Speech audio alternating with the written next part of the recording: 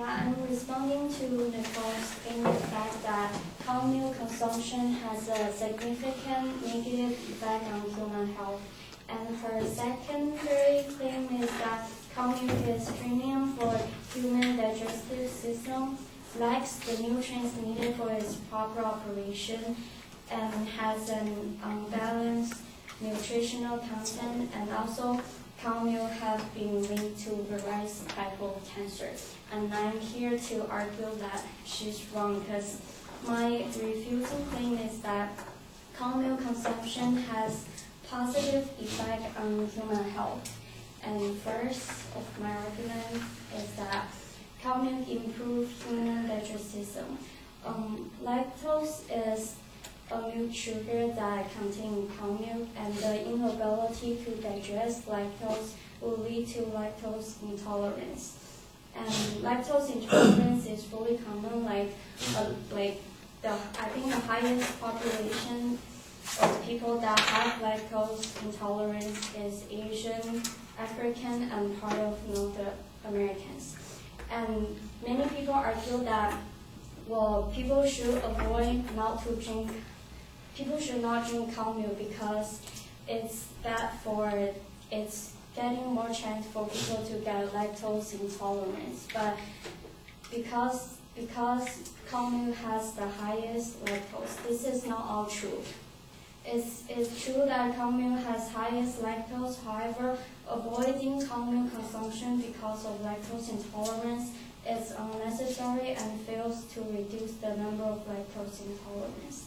And based on the article of Information for Health provides, the National Institute of Child Health and Human Development said that although the degree of lactose intolerance varies, most people with lactose intolerance do not require completely lactose-free diet, especially when milk provides key nutrients. And the American academic also recommends that groups with high rates of lactose intolerance should not be encouraged to avoid milk. They should try to calcium consumption strategies.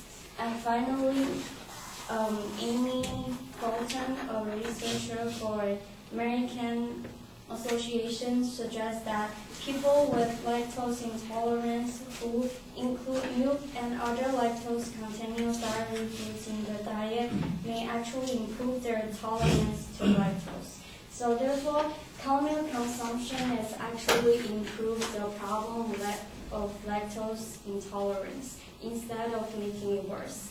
And my second claim is that cow milk contains essential nutrients that provide health benefits.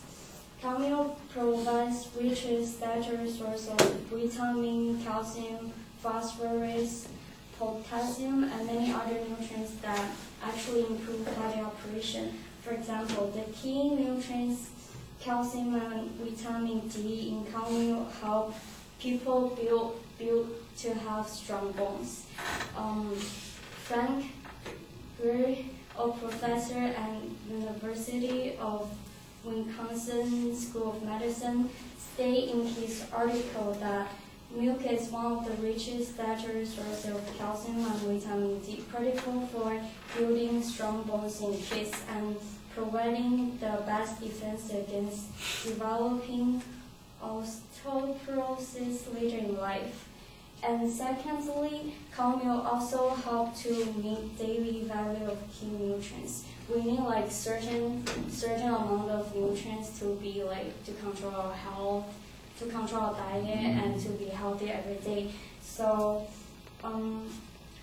based on a daily value that's recommended intake for those on a 2,000 calorie diet, the National Dairy Council saying that only 8 ounces of glass of milk can provide 16% of daily value of protein and about 13% of daily value of vitamin B12. So based on those examples, people get more nutrients daily and become healthier by drinking cow milk. And my last claim is that cow milk reduces the risk of different types of cancers. And I have 2 examples. The first one is the calcium in cow milk reduced risk of colorectal cancer. And based on the study of Peter, he's a professor at Cardiff University. Based on his overview of 10 cohort studies, and together reported almost 5,000 incident cases, he gave the evidence of a lower incidence of cancer in the distal column with increasing intakes of milk. And my second example is that cow milk reduced the risk of breast cancer. And based on Enten, she's a PhD at University of Oslo. She made a survey and she argued that the woman with moderate milk consumption had a reduced incident rate of breast cancer of about 25%, whereas women with a high milk consumption have a reduced incident rate about 50%. So based on two examples, cow milk can actually help reduce some of the cancer. And I conclude that cow milk has positive effect on human health by improved digestive system, provides essential nutrients and also reduce the risk of cancer.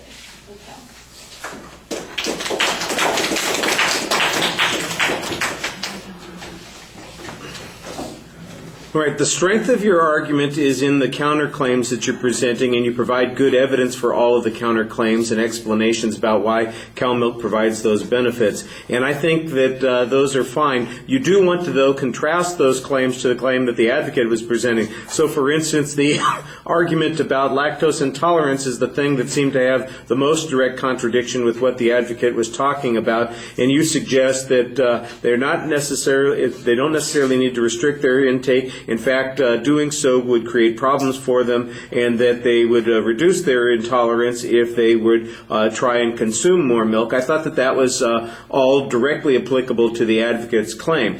The other two arguments, though, are counterclaims talking about the general principle, and I'm not sure that any of it responds specifically to claims that the advocate presented. I hear no reference to any of the evidence that the advocate cited, any of the reasoning that the advocate used, rather just the conclusions that you're trying to respond to by presenting the counterclaim. I'm not sure if your claims could be true at the same time that the advocate's claims could be true. I'm not sure that they're mutually exclusive. For instance, maybe consumption of milk does reduce certain kinds of breast cancer, but consumption of milk also leads to higher levels of heart attacks or whatever it is that they talked about. I don't remember what all of the claims were. So those two things could both be true. Your response is non-responsive to the claim that the advocate presented. And unless you talk about their argument and information in some detail, again, I don't have any way of making an assessment here. It's one of those things that comes up. Sometimes people look at these arguments, and they've done those kinds of things in high school. They say, well, here are 4 reasons why we ought to have the death penalty, and here are 4 reasons why we shouldn't have the death penalty. And all of those reasons are